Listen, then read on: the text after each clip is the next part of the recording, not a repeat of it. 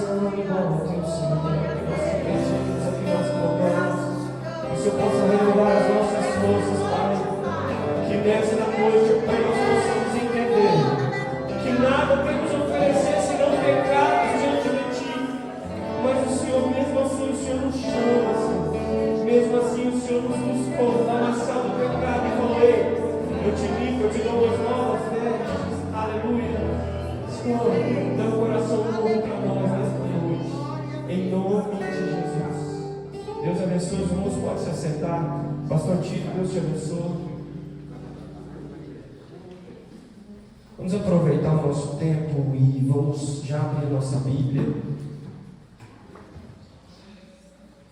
Livro de Mateus.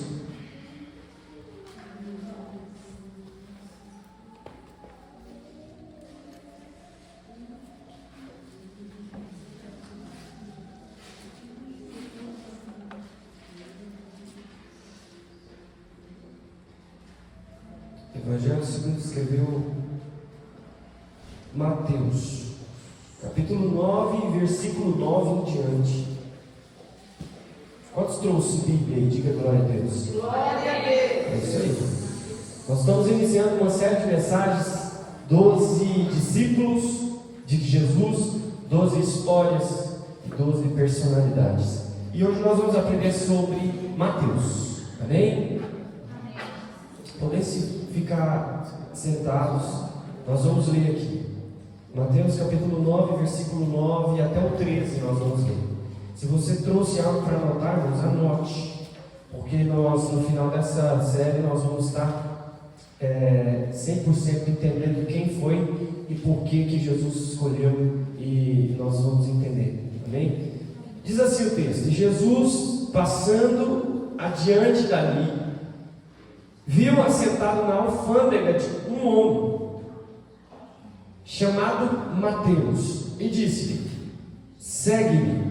E ele, levantando-se, o seguiu. E aconteceu que, estando ele em casa, sentado à mesa, chegaram muitos publicanos e pecadores, e sentaram-se juntamente com Jesus e seus discípulos. E os fariseus, vendo isso, disseram aos seus discípulos: por que come o vosso mestre com publicanos e pecadores? Jesus, porém, ouvindo, disse-lhes: não necessitam de médicos sãos, mas sim os doentes. Ide, porém, aprender o que significa: misericórdia quero e não sacrifício, porque eu não vim a chamar os justos, mas os pecadores ao arrependimento. Amém? Nós lemos a palavra, nós já oramos no início do culto, e nós vamos entrar agora um pouco mais aqui na ministração. Então, irmãos, como nós vimos no texto, no Mateus capítulo 9, versículo 9, Jesus estava passando. Jesus estava passando e ele viu um homem, e não diz, e Jesus parou. O texto não fala, Jesus parou, se inclinou, não. Como Jesus estava vindo, ele olhou para ele e falou: siga-me, ou segue-me. E nós vamos ler também em Lucas capítulo 5, versículo 27. Só para os irmãos entenderem, irmãos, o livro de Mateus, o livro de Marcos, o livro de Lucas e o livro de João são evangelhos de Jesus Cristo, e cada evangelho foi escrito por essas pessoas. E os evangelhos são chamados evangelhos sinóticos, que significa que os 4 evangelhos falam a mesma história, mas de percepções e visões diferentes. Então o livro de Mateus está sendo escrito segundo a visão de Mateus. O livro de Lucas foi escrito segundo a visão de Lucas, que não era discípulo. Lucas, ele era um médico que cuidou de Paulo quando Paulo estava pregando aos gentios. Paulo foi açoitado e Lucas então cuidou de Paulo, e através do testemunho da vida de Paulo ele foi salvo. E por ser salvo ele escreveu Atos dos Apóstolos. Então ele escreveu os Atos de Paulo, os Atos de Pedro, os Atos dos Apóstolos. E depois que ele escreveu Atos dos Apóstolos, ele foi cheio cheio do Espírito Santo de Deus, para induzir pelo Espírito a escrever um evangelho que não tinha nenhum tipo de de influência, né? Porque ele não viu, ele não andou. O que ele fez? Historicamente ele refez os passos de Cristo e foi perguntando, e foi falando. E tudo que Lucas escreve, consequentemente, você vai encontrar talvez os mesmos textos nos outros evangelhos. Amém? Então, para os irmãos entender, às vezes a gente lê um texto que está em Mateus, que nós lemos, vai também estar em Lucas. Só para os irmãos entenderem. E depois disso, Lucas 5, 27. E depois disso saiu e viu um publicano chamado Levi, assentado na recebedoria, e disse: segue-me. Ou seja, em Lucas, o nome deste publicano que estava na alfândega já não era Mateus, era Levi. Porque o nome de Mateus era Mateus Levi. Levi tem uma origem de um nome hebraico. O terceiro filho de Jacó foi dado o nome a ele, Levi. Amém? E então temos os nomes Levi e Mateus. Mateus significa presente de Deus, dádiva de Deus. E naquela época, irmãos, antigamente, hoje aqui no Brasil não é cultura a gente dar o nome dos nossos filhos pelo acontecimento. Naquela época tinha 2 motivos para se dar o nome: ou do que estava acontecendo na hora, no momento do parto, no momento da situação, a mãe nascia, no momento da situação dava o nome do filho. Tanto é que Jacó não significa traidor, porque ele traiu foi muito depois. Ele passou a perna do irmão, foi depois. Então não tinha como ela saber o significado antes de acontecer. Jacó significa aquele que agarra, porque Jacó nasceu agarrado no calcanhar de Esaú. Os dois eram gêmeos e ele nasceu agarrado. Então significa aquele que agarra, aquele que recebe, aquele que toma posse. Você está entendendo? Aí, Mateus tem um nome. Eu falei que eram 2 possibilidades. Então, ou o pai dava pelo acontecimento da época, ou o pai dava um nome profético ao filho. Hoje no Brasil não acontece isso, mas naquela época sim. Então Mateus, o pai de Mateus, que também era conhecido como Alfeu. E nós vamos ler Lucas capítulo 6, versículo 12 e 13. Diz assim: e aconteceu que naqueles dias subiu ao monte a orar, Não é aqui, irmãos, é em Atos. Agora eu me perdi, peraí. Aqui está falando das duas, né? Está falando? Tem um momento no texto aqui, depois eu refaço aqui para a gente rever, que fala Mateus ou Levi, filho de Alfeu. Só que temos um discípulo também, é do 15? 6,15. Então, leia aí em voz alta para a gente.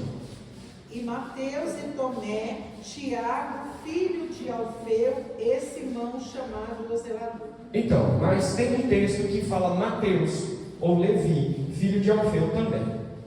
Só que Tiago está falando que é filho de Alfeu. Alfeu significa mudança. É o nome de Alfeu. Mas não tinha problema ter o filho do Sebastião e o outro cara também teve. O pai dele também chama Sebastião. Só que é o seguinte, historicamente, tentam dizer que Tiago, filho de Alfeu, Tiago maior, ele era irmão de Mateus, mas não procede, tá, irmãos? Então, só reconhecendo aqui, Mateus, o nome do pai dele era Alfeu, mas, vamos só rever aqui que o texto deixa bem claro. Marcos capítulo 2, versículo 13 e 14. Perdão, eu coloquei um pouco mais abaixo aqui. Marcos 2, 13 e 14. Diz assim: e tornou a sair para o mar, e toda a multidão ia ter com ele, e eles os ensinavam. E passando, viu Levi, filho de Alfeu, sentado na alfândega, e disse-lhe: segue-me. Ou seja, eu li 3 textos, eu li em Mateus, eu li em Lucas, e nós vemos aqui em Marcos. Só em Mateus ele é chamado de Mateus.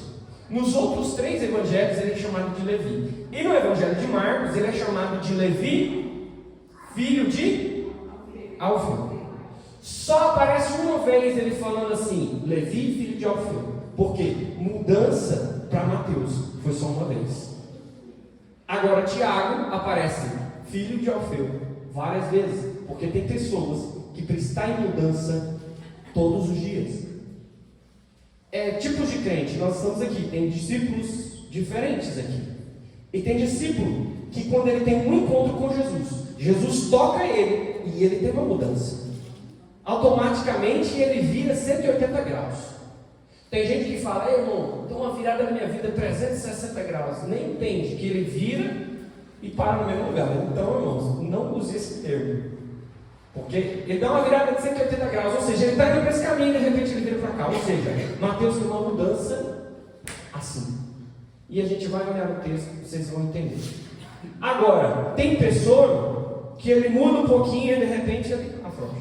Aí no outro dia, Jesus toca nele e fala, irmão, vamos nessa, vamos converter. Aí ele vai, muda um pouquinho e continua.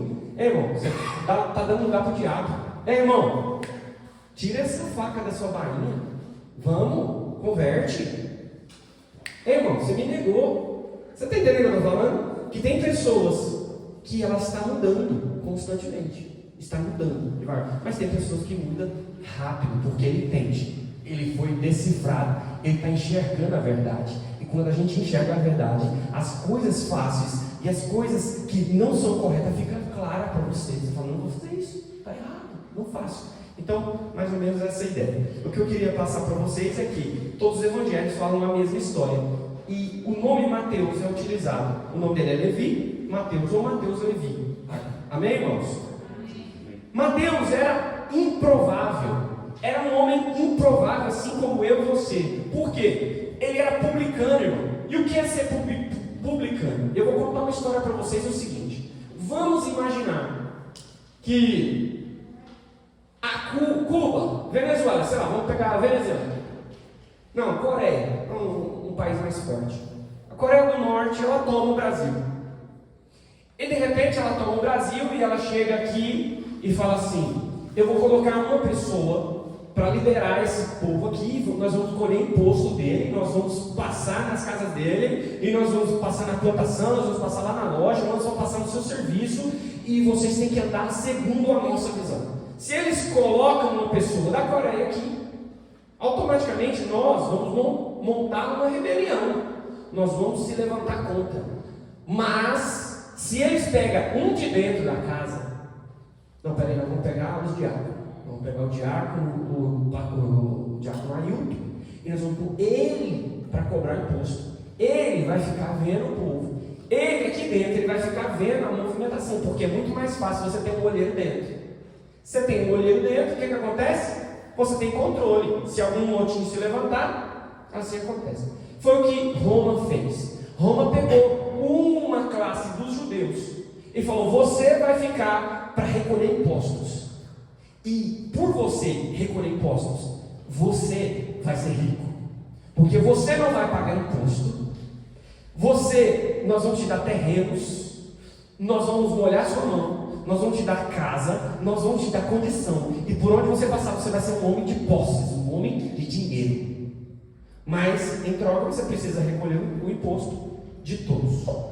E por isso, o restante dos judeus olhavam para o publicano de uma maneira nojenta. Tanto é que até o imposto que ia entregar na mão do publicano, ele era um imposto contadinho. Por quê? Porque eles não queriam pegar o troco que vinha da mão do publicano, porque eles falavam que o troco da mão do publicano era impuro. O dízimo do publicano também não era assim. É igual como se nós estivéssemos na igreja aqui, tivesse um dízimo de um traficante, de um desvio de carga. Aí tem pastor que recebe. Só que nossa igreja não, nossa igreja prega a palavra. O dízimo das prostitutas não era assim. A palavra deixa bem claro. E aí, irmãos, o que acontecia é que até o dízimo dele não era bem visto. E tinha uma classe, e um dos discípulos, chamado, vamos ler, fica mais fácil aqui. Atos capítulo 1,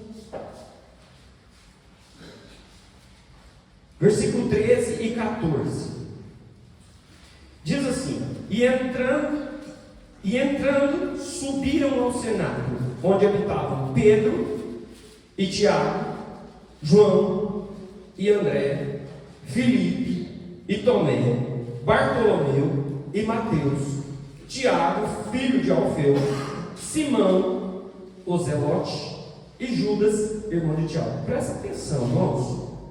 Aqui está falando Simão, o Zelote. Simão, o Zelote, era uma outra classe de judeu. Os zelotes, eles eram sindicalistas.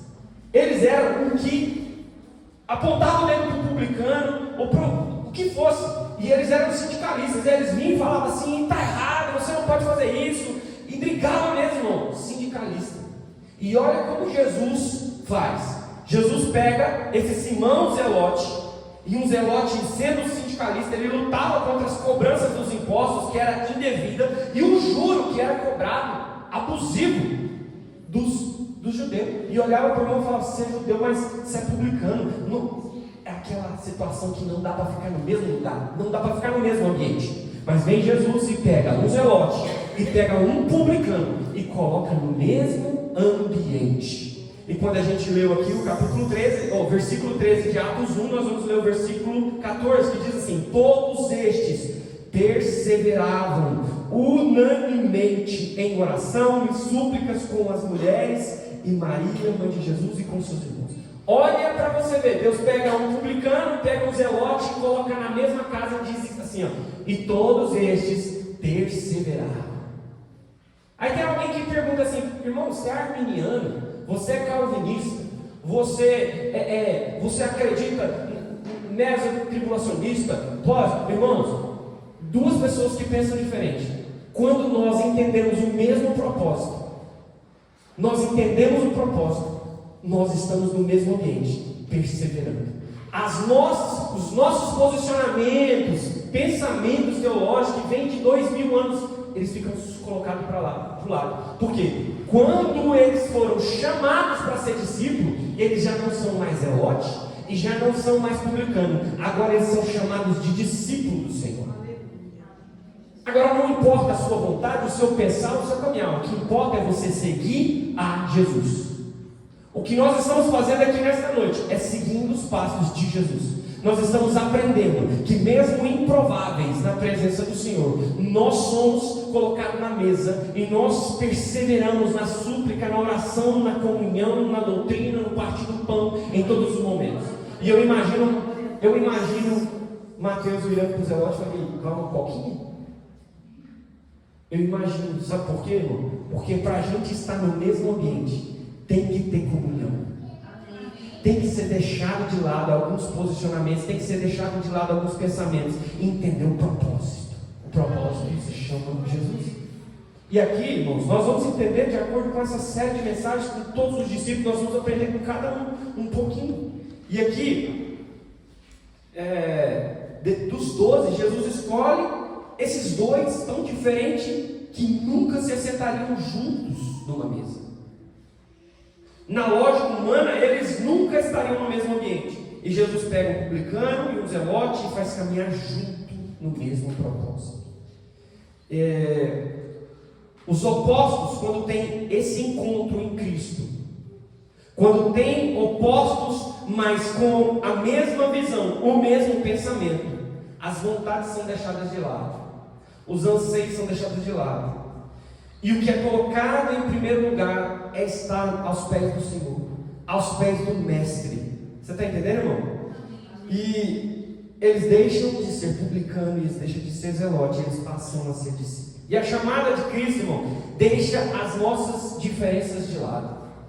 Quando Deus te chama, não importa a sua vontade, o seu anseio, o que você pensa, não importa mais. O que é importante é você seguir a Jesus, é seguir os passos de Jesus. E quando eu decido caminhar com Cristo, Deus coloca pessoas diferentes do seu lado. Deus nunca vai colocar gente igual a você. Aí você pensa: nossa, eu vou fazer isso aqui, eu vou fazer aquilo. Aí Deus sempre coloca pessoas diferentes. Porque, tanto é que os 4 evangelhos são de visões diferentes, para você ver. E às vezes alguém fala assim: mas a Bíblia, ela se contradiz. Não contradiz, irmão, porque a visão de um é falar, e Jesus estava realizando o milagre na cidade. O outro fala, e Jesus na saída da cidade estava realizando o milagre. Ou seja, porque cada um estava num ângulo de visão. O ângulo que eu tenho aqui é do milagre, o ângulo que o Ailton tem lá é da saída. Então, irmãos, a Bíblia, ela não erra, a Bíblia, ela se completa, a Bíblia se auto-explica, se auto-examina.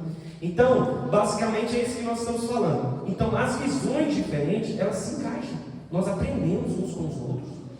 O pastor toca muito bem o violão, eu toco a bateria, e nós aprendemos, e tem união. É assim que funciona. Às vezes um fica lá na porta, o outro fica aqui. Tem união, tem conversa, tem olhar. A gente precisa ser um, a gente precisa entender. Igual no futebol, quando você vai jogar um futebol, irmão, quando o cara que está no meio, o próprio Ronaldinho, ele falou isso, o Ronaldo Fenômeno. Ele falou que quando ele tinha uma intimidade com o meio de campo, ele é atacante. E quando ele olhava para o meio de campo, ele falava assim: quando eu for na sua direção, você manda por cima do zagueiro. Porque eu vou na sua direção e eu já pego na frente, o zagueiro vai ficar boiando. Mas quando eu fingi que vou para frente, você dá no meu pé. Ele deu uma entrevista, ele falando: o que chama isso? Entrosamento. O que chama isso? Comunhão. O que chama isso? Falar a mesma língua, o mesmo propósito, porque o propósito do time é ser vencedor. A igreja precisa andar junto, igual os discípulos andaram. Eles comiam, eles dormiam, eles andavam 3 anos e 6 meses juntamente com Jesus, aprendendo com Jesus. Você está entendendo? Então, irmãos, precisamos das diferenças para nos colocar de frente ao problema, para resolver o problema, para fazer a gente mais forte. É isso que acontece. E às vezes você fala: aquela igreja, as pessoas não pensam igual eu. Irmão, se todo mundo pensasse como você, o mundo seria bem ruim. Bem ruim. Que bom que não tem pessoas como você. Tem pessoas diferentes e cada um se completa. A igreja nossa aqui, irmão, precisa de ter essa união. A gente precisa caminhar no mesmo propósito. O mesmo propósito de crescimento, o mesmo propósito de quebrar as algemas. Você está entendendo? A igreja está sendo preparada para algo que virá. As nossas crianças, tem 40 crianças aqui, irmão. Vai vir uma poderosa unção nessa igreja, um avivamento nessa igreja. Nós precisamos estar preparados. O Senhor está falando assim: discípulo, Você precisa conviver com os irmãos. Ei, publicano, larga tudo. Você está entendendo, irmão? Então, Mateus 9, versículo 9, Jesus está passando, e Jesus vê o publicano, e chama o publicano. E sabe qual é a maior loucura, irmão? É que os publicanos viviam no meio da alta sociedade. E existia duas classes de publicano. Existia um publicano que lá na agricultura, então na plantação do judeu, ele colhia os impostos lá na plantação. Ele colhia os impostos na cidade. Mas o publicano da alfândega, ele ficava no porto. Presta atenção, Galileia. O Senhor começou a chamar os galileus. Praticamente quase todos os discípulos são galileus. Da Galileia que talvez não viria nada. Não tem profecia que viria o Salvador da Galileia. E tem até discípulo aqui que nós vamos ministrar, que ele falou, o que pode vir da Galileia? Não vem nada de bom de lá. Porque ninguém crê que da sua casa pode vir uma pessoa que é servo de Deus, que da sua casa pode surgir um profeta de Deus, que da sua casa pode surgir um pregador da palavra do Senhor, que da sua casa pode vir alguém que venha escrever livros e alcançar a multidão. Aí, irmãos, o que acontece? Lá na Galileia tinha o mar da Galileia, e o mar da Galileia dava numa cidade que era maior da Galileia, daquele lugar, chamava Cafarnaum. Cafarnaum tinha um porto, aonde o pessoal da Ásia vinha, onde outras pessoas de outros lugares chegavam até ali. Quando chegava até ali, imposto. E eu quero dizer para você que não era uma pessoa cobrando imposto, era uma rua dentro da alfândega, da recebedoria. De um lado tinha 110 publicanos, e de outro lado mais 110 publicanos, com mesas, e eles estavam lá sentados, cadeira e mesa, porque é um serviço digno, o cara trabalhar sentado. Estava lá, e quem chegava ia e tinha que dar o imposto, e não era barato, não. E eles eram ricos, eles eram da alta sociedade. Muito bem, tinha 220 publicanos. Olha para o texto, irmão, olha para o texto, 220 publicanos. Deus chamou quantos? Deus chamou. E isso é muito interessante, porque ele quer salvar os 220, mas o chamado ao trabalho, o chamado ao ministério foi só um. Você está entendendo, irmão? E Jesus conhece o coração de cada um que está aqui nesta noite. E Jesus conhecia o coração de Mateus. E Jesus chamou justamente aquele que ele queria que fosse o discípulo de Jesus. E aí, irmãos, nós vamos analisando. No grupo que Jesus escolheu, tinha um cara que ele era pescador. Você já sabe o nome dele, é o mais famoso dos discípulos, né? Esse discípulo, irmão, chamava-se Pedro, Simão Pedro. Não vamos falar dele hoje, mas eu quero dizer para você, ele olhava para esse publicano, e o que ele sentia, irmão? Porque o publicano pegava o imposto dele, ele estava na praia, ele estava no porto. E quem que ficava no porto? Os pescadores, irmão. E o pescador olhar para o publicano e falar assim, cara, eu não pesquei nada, e esse cara ainda quer, você está entendendo? O imposto não vinha sobre o que você ganhava, não, irmão. O imposto, ele era travado, era 2 de dracma. Então, tinha que dar um imposto mesmo, se você tinha ou se você não tinha classificação. E o pescador tinha que dar. Você está entendendo? Aí Deus pega um cara que era agitadinho, nervosinho, e põe para sentar junto com Mateus, o publicano. E aí sabe por que Deus faz isso? Porque Pedro tem que aprender a perdoar. Amém. Pedro tem que aprender a sentar com Mateus e falar assim, ei Mateus, é isso aí, cara, tamo junto. Você está entendendo? E é o que a gente passa na igreja, irmão. Muitas vezes você está com raiva de alguém, mas você tem que aprender a perdoar. Porque para caminhar com Jesus, precisa. Jesus está nos dizendo, para caminhar comigo no ministério, tem que aprender a perdoar. Chega para Maria, Mateus, você me lascou a vida inteira, hein? Meu amigo. Porque Mateus, irmão, pensem comigo, Mateus, nós estamos falando de Mateus. Mateus, ele era um publicano. Ele era o que ninguém gostava. Ele era o que o judeu não gostava, porque tinha que dar dinheiro para ele. Ele era pegava tudo, irmão. Por isso que ninguém gostava do publicano. Ninguém gostava do cobrador de imposto. Mas aí vem Pedro e tem: ei, perdoa. Ei, Zelote, tá vendo aí? Mas agora ele não é mais publicano, agora ele é discípulo. Amém. E tudo tem um porquê. Nós vamos aprender também. Vamos caminhar aqui. E o publicano, ele era aquele que cobrava, nós já falamos, e ele tinha receber impostos, e tinha lugares, por exemplo, a panificadora lá do local pagava imposto como? Às vezes com pão, às vezes com leite, às vezes. Então ele era farto.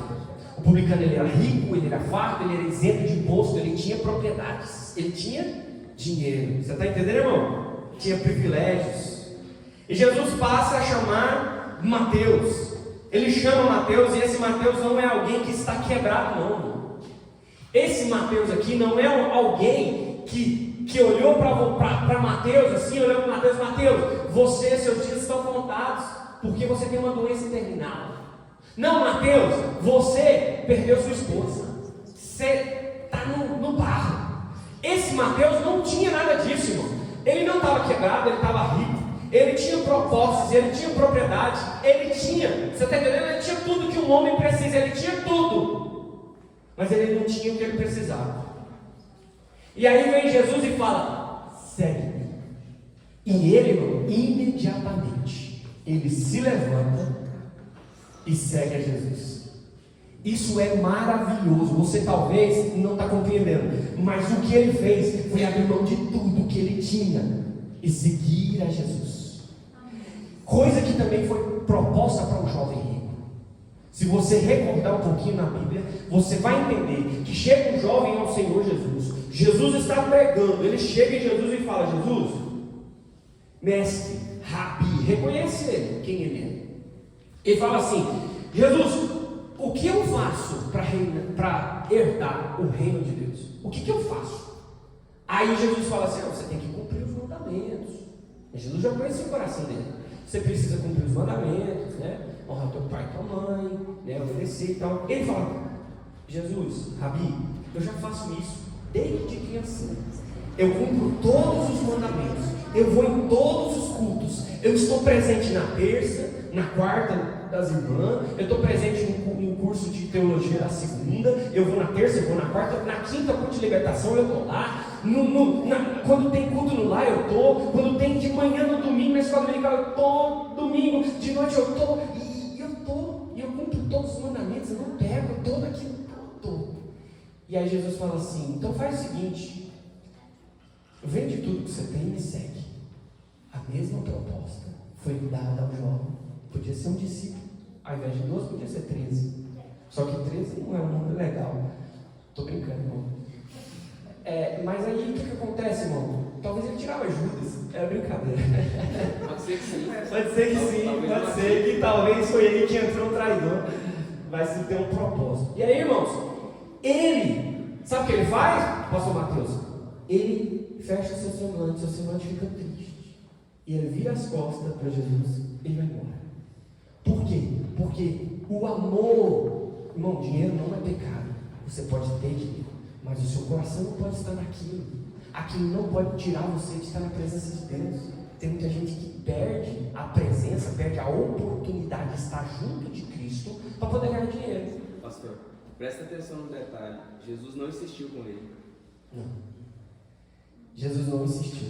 Na verdade, Jesus não insiste, né? Ele não insistiu com nenhum dos discípulos. Porque quem ele é, meu. Quando você olha para ele, você quer. Não precisa insistir. Não precisa. E você pode ser transformado aos poucos. Porque ninguém vai aceitar Jesus hoje e amanhã ele está andando igual crentezinho, bonitinho. E tem gente que anda bonitinho, arrumadinho com a Bíblia aqui e não cumpre, e não faz o que Jesus pede. Mas o que eu estou tentando te explicar, irmãos, quando alguém entrar naquela porta para aceitar Jesus, para reconhecer como o único e suficiente Salvador, irmão, abraça ele com amor. Ah, mas ele é tatuado. Não, Jesus amou ele, Jesus ama ele, Jesus vai salvar ele. Ah, mas ele faz coisa que não vai fazer. Irmão, Jesus vai transformar ele, nem que seja como filho de Alfeu. Todos os dias vai ter mudança. Aí Deus fica chamando, o Ailton está em mudança. Aí amanhã, Ailton da mudança. Ailton da mudança. Mas ele também pode olhar para o Ailton e falar, o Ailton. Só Ailton por quê? Porque ele já mudou. Tem gente dentro da igreja ainda que não mudou. Tem gente dentro da igreja ainda que ainda faz o que não é para fazer. Que ainda não aprendeu com o caminhar de Jesus, não aprendeu com as atitudes de Jesus. Então, vamos caminhar aqui porque nós temos pouco tempo. Amém? E aí, irmãos, Mateus, ele tinha dinheiro. E Jesus diz, vem. E era como Jesus estivesse dizendo, levanta, larga tudo que você tem. O que você acha que tem. É diferente, né? O que a gente acha que tem hoje. O pastor Cito estava ministrando. Do nada, irmão, dá um estalo. Como é que você falou? A chave vira, né? Vira a chave e Deus te abençoa. Aí eu falei, pastor Tito, mas o contrário também pode acontecer. Do nada, a chave vira e você se encontra lá no fundo do poço. Você está entendendo, irmão? Amém. Você acha que tem tudo que te preenche, mas o que te preenche não é tudo. O que te preenche se chama Jesus Cristo. Se a gente estiver na presença dele, não importa onde, estiver na presença, vai ter milagre. Se estiver na presença dele, vai ter milagre. Se estiver na presença dele, não vai te faltar o pão. Se estiver na presença dele, não vai te faltar o peixe, não vai te faltar o vinho. Aonde Jesus está, tem milagre. Onde Jesus está, tem fartura. Onde Jesus está, tem palavra. Ele larga tudo que ele tinha para seguir a Jesus e encontrar o Salvador. Você está entendendo, irmão? Esse é Mateus. Aleluia. Jesus vem e fala, vem, me segue. Só que, olha para você ver, Jesus não oferece nada a ele. Jesus não oferece nada a ele. Jesus está passando e fala, segue-me. Ele nem para, ele fala, segue-me. Ele levanta e começa a seguir. Jesus não ofereceu nada para ele. E eu queria que você entendesse, Jesus não diz nada para ele, vem que eu vou te dar um ministério, vem que eu vou te dar uma casa, vem que eu vou salvar a sua família, vem que eu vou fazer isso, vem que eu vou fazer aquilo. Não, Jesus não faz isso porque Jesus não quer que ninguém ande com ele no princípio da barganha. Jesus não oferece nada. Jesus só falou, vem e me segue. Isso é interessante, irmão, porque Jesus quer que ele ande não pelo que ele pode dar, mas pela presença de Jesus, pelo andar, o caminhar com Jesus. E muitos homens na Bíblia andou com Deus. Noé andou com Deus, aleluia. Enoque andou com Deus. E eu quero dizer para você que os discípulos andaram com Deus. O que Mateus fez não foi pouca coisa, irmão. Ele andou com Deus na terra. Andar com Deus vale muito mais do que qualquer dinheiro, do que qualquer tempo em academia, qualquer tempo no que você estiver fazendo, irmão. Andar com Deus é o que a gente precisa, é o que o servo de Deus precisa, é o que o discípulo de Deus precisa. Amém. E eu quero dizer para vocês, irmãos, que Jesus orou, e nós falamos aqui que ele orou. Deixa eu achar o texto aqui, só para a gente captar essa mensagem. Jesus, ele sobe. Está na Bíblia, irmão. Está na Bíblia, depois eu mando para vocês. Jesus sobe ao monte. 14, 23. Leia em voz alta para nós lá. Ó, só para adiantar aqui para a gente ganhar tempo. Seguinte, Jesus está pregando. Ele chama um monte de gente, mas ele não falou, você é discípulo. Ele vem, me segue. Ei, vem, me segue. Ei, vem, me segue. Ei, me segue. De repente, irmão, tem uns 70 com ele. É gente mais. É muita gente. Aí ele sobe para orar. E ele começa a orar. Ele ora. Jesus orando, falando com o Pai. Jesus orando, Jesus orando. Jesus orando. Ele desce da oração, do monte, e ele escolhe 12. Você está entendendo o que eu estou falando, irmão? Ele escolheu 12. De vários que estavam lá, ele escolheu 12. E ele escolheu gentes improváveis. Gentes que provavelmente, na nossa visão, nunca seria discípulo. Gente que era da Galileia, gente que era improvável, gente que não tinha nada, não tinha onde cair, gente que era publicano, gente que era zelote, gente que ele transformou. Jesus transforma vidas ainda hoje, Jesus transforma. E às vezes você olha e fala assim, nossa, aquela pessoa não tem jeito, não tem jeito. Jesus gosta desses. Ele fala assim, eu não chamei o justo ao arrependimento, porque o justo, você está entendendo? Ele falou, não chamei o justo, mas eu chamei o pecador ao arrependimento. O que Jesus gosta, irmão, é que haja arrependimento. Amém? Glória a Deus, aleluia. Vamos lá, vamos caminhar aqui, porque nós já entendemos a palavra. Segue-me. A palavra diz segue-me. E sabe que o que eu aprendo aqui com Mateus é que ele deixou tudo. E tudo, irmão, é tudo mesmo. Deixou status, deixou casa, deixou dinheiro. E diz bem assim, isso não é tudo para mim. Porque tudo para mim é Jesus. E o que nós viemos fazer hoje aqui é falar como Mateus falou. Isso tudo, nesse mundo, tudo que nós estamos vivendo, tudo não é tudo. Tudo para mim é Jesus. Tudo para mim é Jesus. Tudo para mim é Jesus e eu vou segui-lo. Tudo para mim é Jesus e eu vou segui-lo. Tudo para mim é Jesus e eu vou segui-lo. O encontro de Jesus, irmão, é lindo. E no lugar que Mateus ficava, era um lugar onde tinha muitos publicanos. E ele tinha muita influência. Para você ver, irmãos, esses 220 estavam no mesmo local de trabalho dele. Ele mantinha relacionamento com essas pessoas. E quando Jesus chama, as pessoas ficam olhando para ele e falam assim, mas como? Como que ele vai seguir esse cara aí, meu? Esse cara aí, quem é esse cara? Ninguém nunca viu um milagre desse cara. Esse cara, irmão, é Jesus. Talvez ninguém conhecia, mas aí, irmãos, é interessante que talvez eu e você quer ser usado de uma maneira. Jesus te chama e você fala, vou seguir, mas eu quero ser usado do jeito que eu quero. Aí Jesus fala, não, você não vai ser usado do jeito que você quer, não. Você vai ser usado do jeito que eu quero. E sabe o que Jesus fez? Usou ele, o pobre Mateus, de isca. Isca. Porque quando a gente vai ler o texto, a gente vai observar que depois de levantar a cadeira e seguir a Jesus, ele estava onde? Lucas 9:10. E aconteceu que estando ele em casa, sentado à mesa. Presta atenção, irmão. Ele levanta, segue e leva quem estava com Jesus para onde? Para a casa dele. Para a casa dele, ele levou para a casa dele. E do nada, irmão, ele prepara uma festa, um banquete para Jesus pregar. Aleluia. Irmão, você está entendendo que Deus vai usar você para pescar pessoas dentro da sua casa, para pescar pessoas dentro do seu lar, para pescar pessoas dentro da sua família? Deus vai te usar como isca, mas Jesus vai transformar vidas. E naquela época, naquele momento, quem sentou na mesa? Os pecadores, sentou na mesa e Jesus pregou.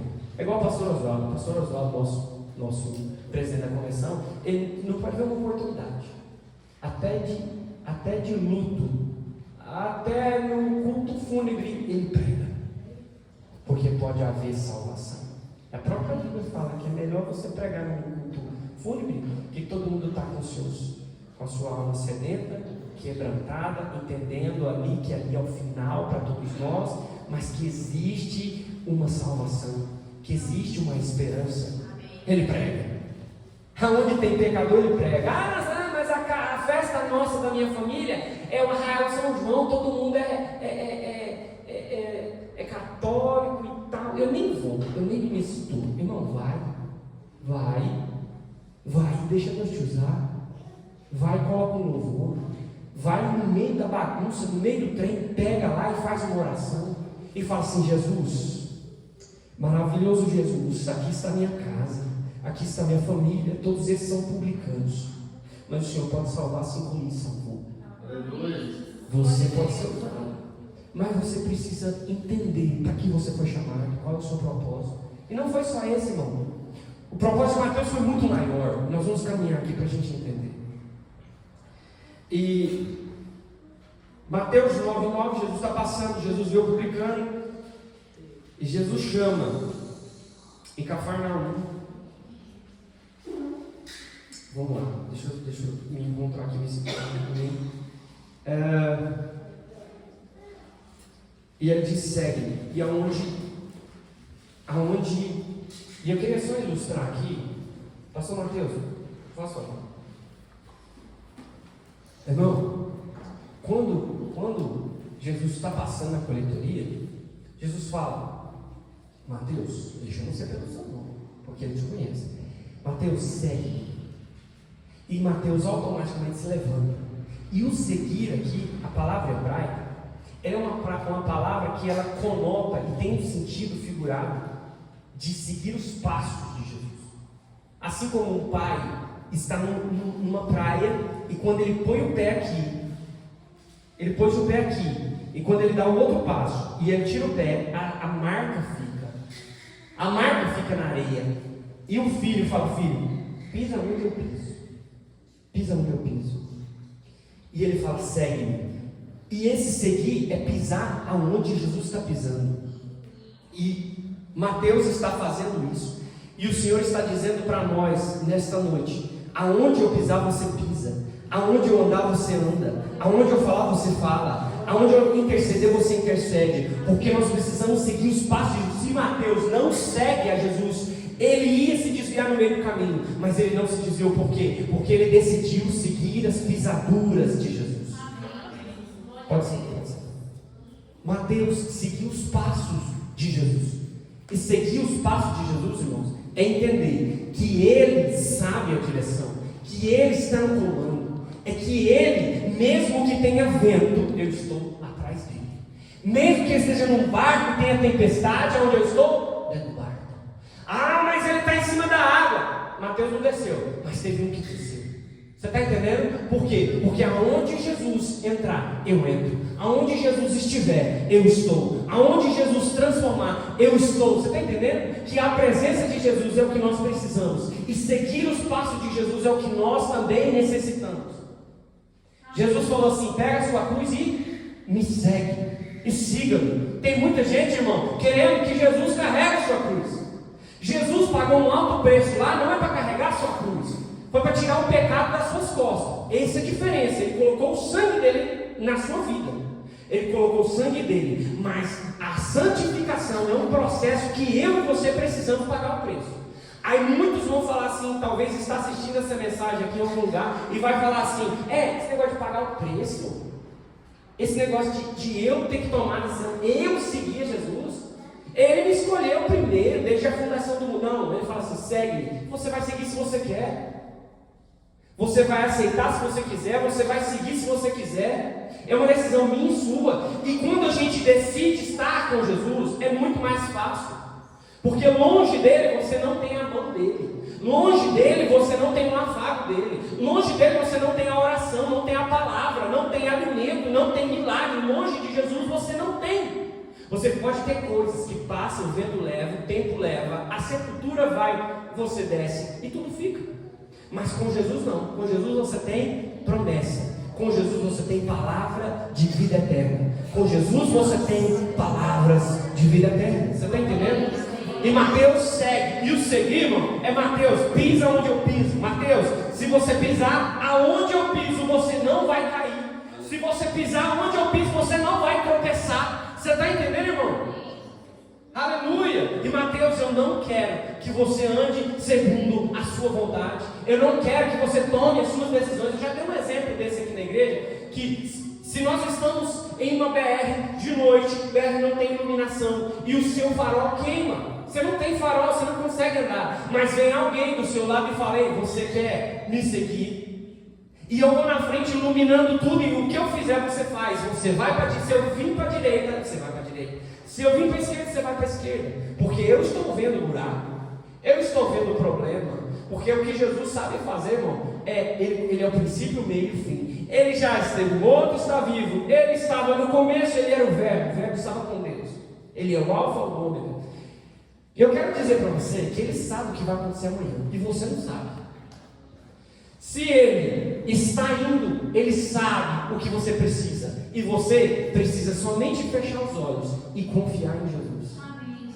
Espera em Jesus. O verbo esperar é a coisa mais linda que nós temos, irmão. Esperar. Às vezes você fala assim: estou esperando na fila. Eu estou esperando na fila do banco. Nossa, mas que fila. Nós vamos para o congresso. Nossa, mas que fila. Esperar a fila da comida. Nossa, eu estou na fila disso, daquilo. Você cansa. Por quê? Porque esperar é ruim. Mas o único lugar em que nós conjugamos o verbo esperar e que traz benefícios se chama em Jesus. Espera em Jesus. Espera em Jesus. E tudo vai acontecer de acordo com a visão de Cristo para a sua vida, o que Ele sonhou para você. Desde a fundação do mundo Ele sonhou. Ele sonhou com você. E você precisa entender que a promessa só vai cumprir se eu e Ele estiver como um pacto. Você está entendendo? O pacto meu e Deus. Ele é meu pai e eu honro. Ele é meu pai e eu obedeço. Ele me ama e eu amo Ele. É assim. É recíproco. Amém, irmãos? Amém. Então, Ele segue. E eu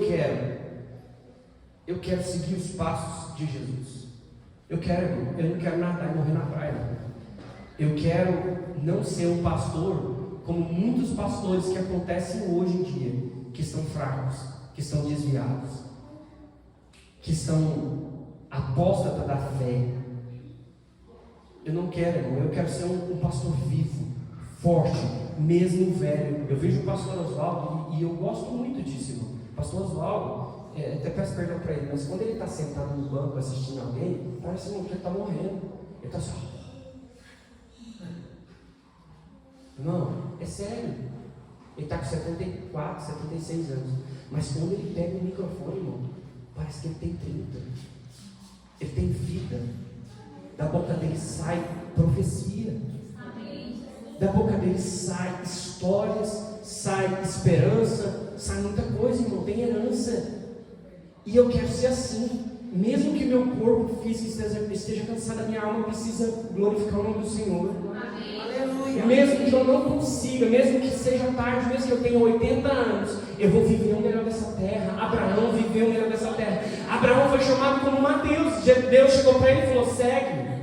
Eu não vou mostrar para você aonde você vai. Simplesmente abra mão de tudo. Abra mão da sua família, abra mão da sua parentela, abra mão de tudo e me segue. Você está entendendo que Abraão foi a mesma coisa que Mateus? Segue, larga tudo e segue. E eu te farei, aleluia, eu te farei uma grande nação. A profecia de Abraão, ele é o pai da fé, irmão. Ele creu, e eu e você precisamos crer que nós podemos fazer história na presença de Deus. Nós podemos sentar junto com eles. E eu estava imaginando na minha casa, eu chegando no céu. Eu chegando no céu, de repente eu esbarro em alguém, de repente é Moisés. De repente Abraão. O que eu vou falar, irmão? Qual é a história que eu vou contar? Que eu decidi seguir a Jesus, mas terça-feira eu estava cansado, não vou para o culto. Quinta-feira eu não estou nem aí. Eu não vou orar, eu não vou jejuar, eu não vou doutrinar os meus filhos, eu não vou fazer nada. Porque você vai chegar lá e vai falar o quê, irmão? O que você vai contar? E Mateus teve algo para contar. Mateus foi chamado, irmão. Foi chamado num lugar que nunca os judeus e os cristãos iriam ouvir ele, porque ele era publicano, ele era odiado. Mas, irmãos, através de Jesus chamando ele, deu para ele uma oportunidade de escrever o Evangelho, que até hoje todos nós ouvimos, porque genealogia de Jesus ele sabe, ele profecia ele sabe, ele dava valor quando Jesus falava, ele dava valor nos discursos de Jesus. Por quê? Porque ele sabia que ele precisava passar a ideia que Jesus era o Salvador. O judeu, ninguém acreditava que Jesus era o Messias. Jesus entrou, e Mateus fala assim: Jesus entrou montado na jumentinha, ele entrou pela porta oriental. Presta atenção, Mateus falou, irmão, porque Mateus ele estava acreditando no sentido: eu preciso passar a informação de que Cristo é o Messias, eu preciso passar a informação do Evangelho, porque muitos judeus vão ser salvos através desse Evangelho. Muitos judeus vão entender que Cristo é o Messias. Judeu normal, eu não sei a palavra, mas existe o judeu e existe o judeu cristão. Eu não sei se você consegue compreender isso. O judeu que reconhece Jesus como Messias. Esse é o judeu cristão. Agora, o judeu que não reconhece o Messias, sendo Jesus, eles estão esperando o Messias arrebentar a porta oriental até hoje. Pode falar. Era mais ou menos dentro dessa visão que eu ia te falar. Que Mateus ele distinguiu esse sistema judaico da lei para o sistema do amor, né, de Jesus, porque ele sentiu, né, dele mesmo, da parte de Jesus, a diferença da lei pela Amém. o amor. Interessante que o pastor Mateus está falando, que eu vou até repetir para sair o áudio ali. Mateus, ele teve uma responsabilidade muito grande ao escrever o Evangelho de Mateus, porque ele precisava passar a informação de que Cristo era o Messias, mas que ele tinha uma visão diferente da lei mosaica. Ele veio como Moisés, porque Moisés, quando era criança, tentaram matar ele. Tentaram ou não tentaram? Tentaram matar Jesus também. Ele vem apresentando uma analogia entre os dois. Moisés foi 40 anos no deserto. Jesus foi 40 dias e 40 noites no deserto do jejum. Quando Moisés vai para o Monte Sinai e desce com a lei, Jesus vem do capítulo 5 até o capítulo 7 e entrega o sermão da montanha, que é toda a lei, mas com amor. Toda a lei entendendo que nós não podemos cumprir a lei, mas que Ele cumpriria a lei por nós. Ele passa toda a informação para o judeu. Ele escreveu o Evangelho com todos esses detalhes. Talvez alguém vai ler, nossa, vou ler o capítulo 1 de Mateus, que preguiça. Irmão, ele está passando a informação de que o Messias era da raiz de Davi. Você está entendendo? Ele é o leão da tribo de Judá. Ele é o rei que nunca ia sair do trono de Davi, da descendência de Davi. Ele estava falando, tudo que está escrito lá nos profetas está se cumprindo agora. Então ele tinha essa responsabilidade. Isso é muito maravilhoso, irmão. Um homem que nunca seria ouvido, nunca teria sido oportunidade para ele no templo, para ele falar numa sinagoga. Agora não. Agora Mateus está pregando para a multidão. E aí, irmãos, nós temos 1 minuto para acabar o culto. E eu vou finalizar com os irmãos que você e eu somos Mateus de Deus. Amém. Eu e você somos Mateus de Deus. Sabe o que é Mateus? É dádiva de Deus, é presente de Deus. Eu e você somos heranças do Senhor. A Bíblia diz que os filhos são herança do Senhor, não são? Herança de quem? Nós somos dele. Ele deu eu para minha mãe e para meu pai, para eles me orientar, para mim andar, para mim caminhar. Mas deles vão ser cobrados. Vai chegar lá e vai ser feito os seus 2 filhos. E o terceiro? Cadê o terceiro? Eu tinha sonhado o terceiro filho para você. Cadê ele? Vai ser cobrado, irmão. Tudo vai ser cobrado. Aí, muitas vezes a gente quer seguir as nossas vontades, não é de Deus. Muitas vezes a gente quer andar os nossos passos, não de Deus. Nós queremos fazer a nossa história, não aqui a história que Deus sonhou para nós. Mas nós somos Mateus de Deus.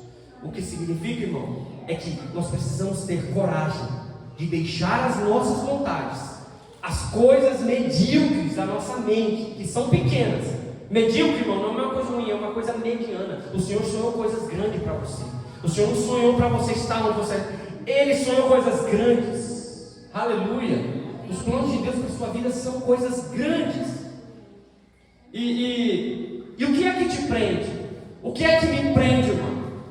Da gente largar tudo e seguir a Ele.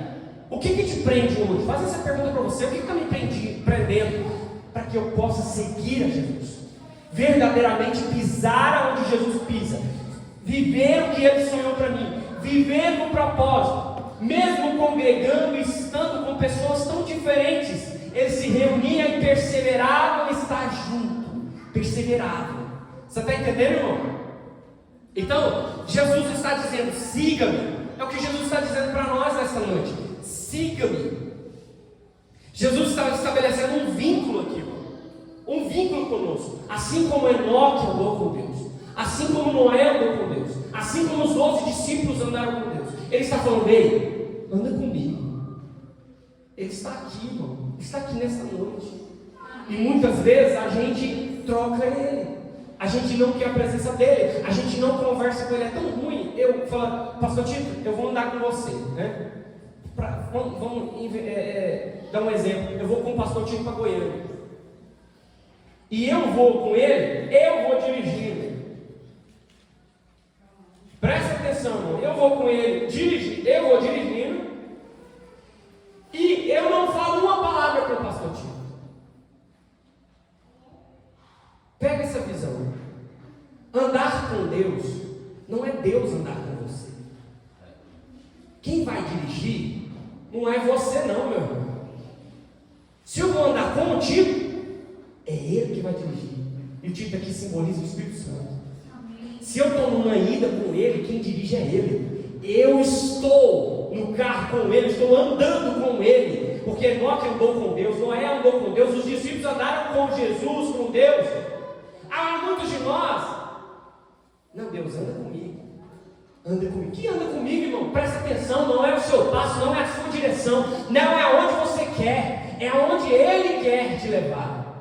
Essa é a mensagem de hoje. Ei, siga-me. Mateus, siga-me. Você está entendendo, irmão? Não é Jesus que vai seguir você e vai abrir o caminho, vai jogar folhas no chão e vai derrubar um pano vermelho para você passar, não. Presta atenção, é você que vai se humilhar. Ele fala, aquele que se humilha a si mesmo, será exaltado no meu Pai. Amém, irmãos? Geração de Mateus. Tem tudo, mas não tem nada. Sai dessa cadeira, eu vou fazer você um discípulo. Amém? Amém? Nós temos tudo, mas não temos nada. Agora, se nós decidimos seguir a Jesus, irmão, aí as coisas vão ficar diferenciadas. Amém? Deus abençoe. Essa foi a ministração, a palavra do discípulo Mateus. Irmãos, a gente não consegue passar tudo, o evangelho de Mateus, a vida dele, tudo que foi. Os discípulos vão ser bem difícil de a gente resgatar muitas informações sobre alguns discípulos, porque a Bíblia não cita tanta informação de alguns discípulos. Mas o que a gente puder fazer para a gente trazer a informação, a gente vai fazer. E eu quero que os irmãos, no final dessa série, irmão, você saia sendo um pouquinho de cada discípulo. Um pouquinho de cada discípulo você vai aprender aqui o que você precisa fazer e o que você não deve fazer. Amém? E hoje nós saímos aqui entendendo que nem tudo que a gente tem te preenche. Jesus é mais importante do que todas as coisas. E segue a Jesus. E quando você chamar o Espírito Santo para andar com você, bota ele no volante. Amém. Você está entendendo? Eu estou falando espiritualmente. Não vai sentar no banco do passageiro e falar, vai, liga o carro. Se tiver fé do tamanho do grão da mostarda, até que vai. Mas eu estou brincando, não é brincadeira. Mas nós estamos aqui aprendendo. E é o que vai nos levar adiante. Amém. Pense comigo, irmão. Você não vai onde você quer. Você vai onde o Espírito Santo vai te levar. Amém? Glória a Deus. Vamos ficar de pé. Eu prometi ao pastor que ia terminar no horário certinho. E nós vamos terminar. Bom?